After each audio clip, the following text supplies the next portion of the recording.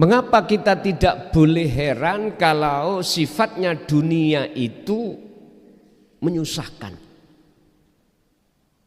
Biar sadar Anda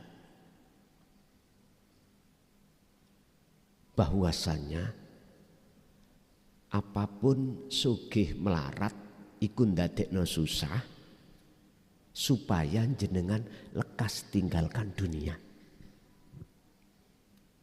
Jangan diartikan tinggalkan dunia ini jenengan mati dikubur secara syar'i, bukan. Jenengan supaya yastami'unal qaula fayattabi'una ahsanahu. Mendengarkan ajaran-ajaran yang Allah sampaikan di dalam jalur ajaran dinut tauhid, lalu berkholwat dengan istiqomah biar jenengan mendapatkan wasilah sehingga Anda akan rohaniyah bisa meninggalkan alam dunya iki. Wa dzakarallaha katsiran, teladani Rasulullah, Anda akan bisa masuk ke alam akhirat. Wa dzakara, ilingo Allah ing Gusti Allah katsiran kang ukeh. Berarti waktu demi waktu, detik setiap detik sampai 24 jam ini, kalau miturut ayat ini jenengan wajib hati iku eling nang Allah. Artinya eling, dalam hati sampean harus muncul keyakinan, rasa bahwasanya yang melakukan semua di alam semesta ini hanyalah Allah. Alias nggak boleh ngaku-ngaku makhluk ini. Coba jenengan kalau sudah mengasah wasilah itu dalam setiap aktivitas hati Anda, tak jamin hati sampean mesti gak gampang susah, gak gampang khawatir, alias tenang.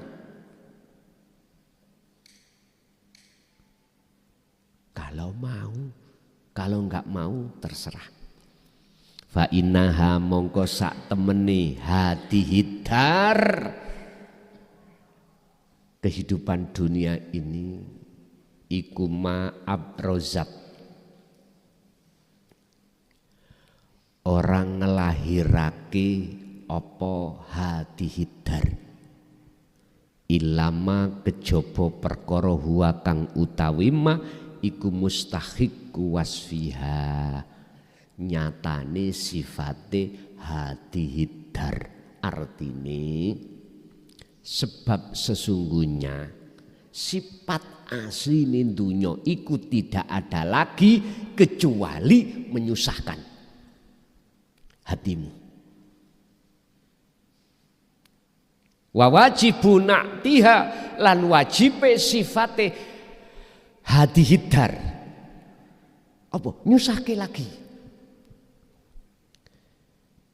Ya murid, wahai si salik, ngertiyo siro, mengertilah kau bahwasanya kehidupan duniawiyah ini miturut hakikate, jikalau hatimu kesengsem terbuai dengan itu, hatimu tidak akan pernah mendapatkan ketenangan, kedamaian yang hakiki. Gak bisa. Aku takok, sugiyo kaya apa jenengan dalam hal bojo, anak, dunya brana. Nek jenengan kali kula mati, ditinggal enggak? Nyun sewu nggih. Presiden wong sing sugih sak Indonesia misali, ketika meninggal, terus dunya sampean kali kula sebagai presiden sing sampean tompok tadi, kemana? Sampeyan gowo nang kuburan mboten? Udah. Alam itu sudah bicara. Tapi mengapa banyak hati manusia nggak sadar? Akhirnya ngunggul-ngunggulno adiguno. Lah ngoten dah. Itu laksana kita mengukir di atas air, nggak ada bekas. Ingat dalam surat Maidah ayat 27. Ibadah apa wae yang bersumber dari duniawiyah sampean kali kula, contoh sedekah, bangun masjid, karena memang kaya. Bikin masjid se-Indonesia sampai jumlah ribuan. Itu Pak Bu, mohon maaf, tidak akan bisa menolong jenengan. Secara hakikat lo ya. Manakala hatimu gak ada wasilah pada Allah. Karena apa? Karena kita sebenarnya mengikrarkan diri sebagai Tuhan yang bukan Tuhan, tapi kita tidak terasa. Mana buktinya? Muncul rasa keaku-aku, kok gak aku, gak tadi menjadi ki. Dunyaku akeh. Aku kepingin ayam kampus Ngerti ayam kampus nih? Aku berada tak WA nek gelem Honda Jazz wis keceret-ceret wis ngewentil gampang tak? Bapak Ibu, habis itu ketika semuanya kita idza jaa ajaluhum datang, terus pundi? Ditinggalkan mboten? Tinggalkan. Oleh sebab itu matilah kau sebelum mati. Matilah kau sebelum mati. Artinya patenono rasa keakuanmu sebagai makhluk yang bisa ini, bisa itu, punya ini, punya itu sebelum datangnya mati secara dohir. Ini lho maksudnya. Tentunya jenengan harus megang wasilah. Kalau tidak megang wasilah, omong kosong, mboten saged. Sebab di dalam tubuh kita jagate ati itu ada dua pohon yang menjulang tinggi ke atas. Tinggal Anda milih memanjat pohon mana, antara pohon basariyah atau pohon basiroh. Basariyah menjulang ke tinggi ke atas, akan masuk di dalam azab nar cara bahasa syariat, berarti kitalah yang selalu mengikuti kehendak hawa nafsu. Tapi kalau pohon basiroh kita memanjat di situ, maka segala hal apapun hati jenengan berhubung ada wasilahnya langsung pada Allah, mesti Anda bertajalli. Itulah Pak yang dituangkan Allah di dalam surah Yunus ayat 62-63. Ala inna awliya Allah la khaufun alaihim walahum yahzanun, yaiku alladzina amanu wa kanu yattaqun. Tidak hanya beriman kalau semuanya yang melakukan Allah, tapi mereka ini wa kanu yattaqun. Hatinya ada wasilah takwa itu, ilmu amal istiqomah tes nang Allah pun. Nek rasik tetep ra percaya, itu bukan urusanku. Wis ayo hitung-hitungan. Jenengan kali kula yang sejak kecil bersikukuh membangun jasmania ini amalan solihah, sementara ruhaniyah kita tidak. Pertanyaannya, jenengan si ono rasa khawatir enggak? Rasa gelisah, rasa takut enggak dengan kematian secara syar'i? Gak usah dijawab secara lisan. Jenengan masih merasa khawatir enggak kalau besok kita jatuh bangkrut? Gak usah dijawab secara lisan. Jenengan waktu sholat bisa enggak bermunajat dan bertemu Allah? Gak usah dijawab. Iki fakta pada diri kita. Mengapa demikian? Jawabannya cuma satu, karena kita belum mempunyai wasilah, tali langsung nang Allah. Bapak Ibu, kata Ibnu Athaillah, wahai si Salik, sadarlah, kau lama olehnya suluk gak wusul-wusul. Karena di dalam hatimu ada rasa pengakuan kalau dirimu yang melakukan, kalau dirimu yang dzikir, kalau dirimu yang bisa gini bisa itu, bahkan dalam dirimu merasa lebih baik daripada orang lain. Itulah penghalang, penghijaban hatimu sehingga tidak bisa wusul datang Allah. Lepaskanlah itu, lepaskan. Caranya, ya sampean kudu ngagem wasilah, harus mendapatkan wasilah itu. Kalau ndak, mohon maaf, ngomong kosong. Kita gerudak-geruduk ngalor ngidul. Nanti yuk, kono lo, waktu nih kumpulan. Aku bukan berarti nggak suka. Monggo, tapi tolong pegang wasilah. Maksud tujuan ajan Rasulullah di jalur tauhid ini Pak, semata-mata untuk membenahi syariat sampean kali kula, thariqah sampean kali kula. Mboten terus ngilok-ngilok no, ndak. Inilah mungkin yang dimaksud ngeritik tapi sifatnya membangun, bukan menjatuhkan, supaya jenengan naik kelas. Ngoten lho maksude. Niku sing sadar. Nek gak sadar, mungkin Rasulullah dianggapnya menghalangi. Coba Pak, sampean punya putra, punya anak, umur mungkin 3-4 tahun sudah jalan.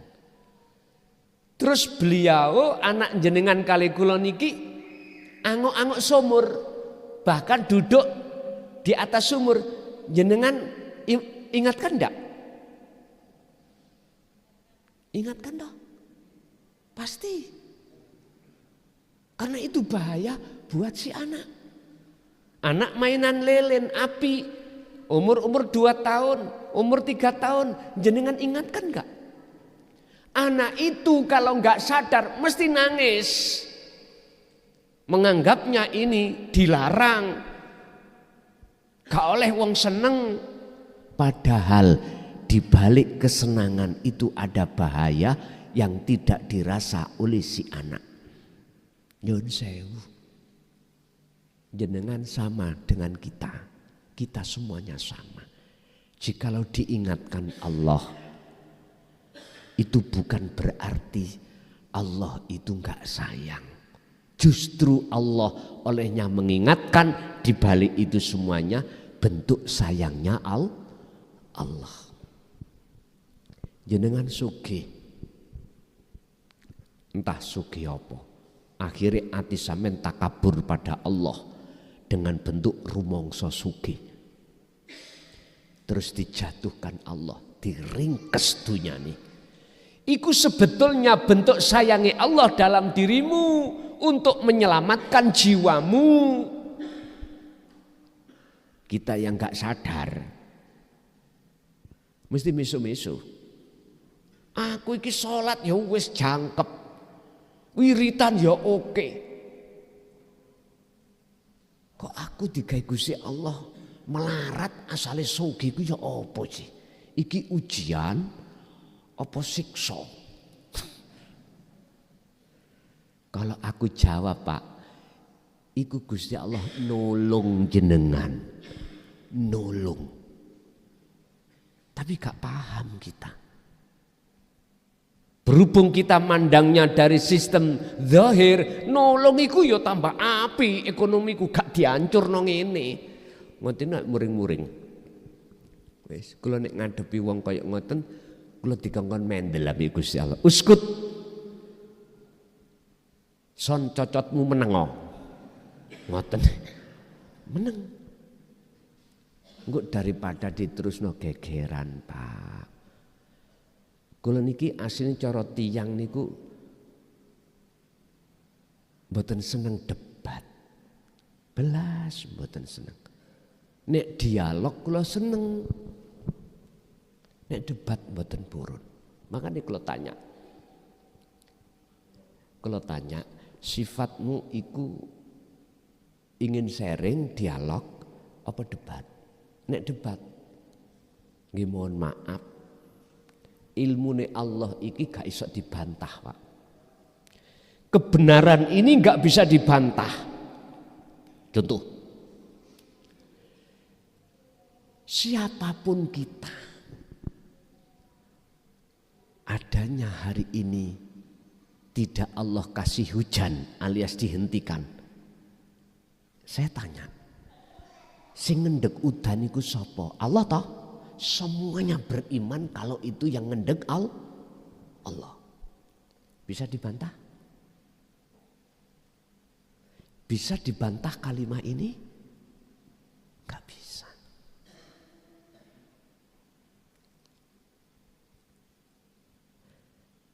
Gak bisa, Pak. Kebenaran yang dari Allah yang disebut tauhid mengesahkan Allah ini gak bisa dibantah dengan bantahan apapun. Kecuali nafsu itu sendiri yang berupaya untuk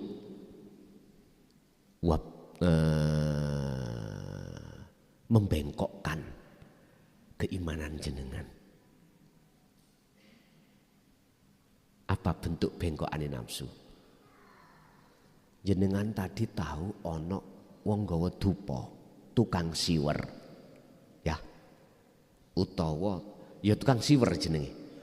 Ketika si tukang siwer buka kerisi, udan langsung berhenti. Jenengan takjub. Oh iya. Mesti iman sampean karena tukang siwer. Wa yabghunaha iwaja. Ketahuilah bahwasanya imanmu telah dibengkokkan oleh nafsu. Lewat mana nafsu membengkokkan?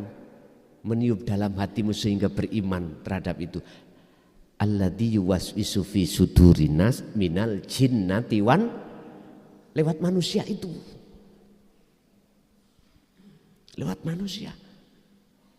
Anda berhubung melihat manusianya mesti beriman tukang siwer. Coba angen-angen no. Di dalam diri tukang siwer kalau enggak ada Allah, iso tukang siwer itu buka keris, moco mantra dan lain sebagainya. Enggak iso. Tidak bisa. Apakah kurang cukup Allah mengatakan Allahu khalaqakum wa ma ta'malun? Semua alam iki yang menciptakan Allah dan semua muncul yang gerak yang muncul dari semua alam itu adalah geraknya Allah. Apa kurang cukup hadis mengatakan la haula wala quwata illa billah? Wahai manusia, nafsu iku jos, ojo percaya cocote klason. Ngoten. Pak Winter. Ingat dalam satu ayat ketika Rasulullah menjelaskan tentang ajaran Allah ini, ada dua kelompok manusia terpecah. Minoritas percaya, mayoritas tidak percaya. Oke. Bapak Ibu, kesimpulannya sifatnya kesenangan duniawiyah ini menyusahkan. Selama hati, ruh, bukan jasad, masih tetap nyun sewu, gembul ambek dunyo, jangan pernah Anda bisa wal yaumal akhirah, masuk alam akhirat di dunia ini. Jangan harap. Yang kedua, jikalau sifatnya dunia ini adalah menyakitkan, piye carane gak sakit hatimu? Nek panasi srengenge disangga wong akeh. Kalau panasnya hati dirasakan sendiri. Bagaimana caranya? Peganglah wasilah itu. Bagi kita yang sudah memegang wasilah itu tali Allah, yaitu dzikir sirul asrar, Anda tidak akan mudah kena kebiarin dunya, walaupun kadang kena, kadang tidak. Ketika Anda kena, terus Anda in asobathu musibah qalu innalillahi wa inna ilaihi rajiun, kembali kepada Allah lewat wasilah tadi, maka disitulah Anda tidak susah lagi. Akhirnya untuk belajar hati Anda tenang, wahai umat Islam, jadikanlah sholat 5 waktu sebagai munajatmu pada Allah. Wis ngeten mawon, nek sampean susah di luar aktivitas sholat, di dalam sholat coba sambungno taline ati nang Allah tadi.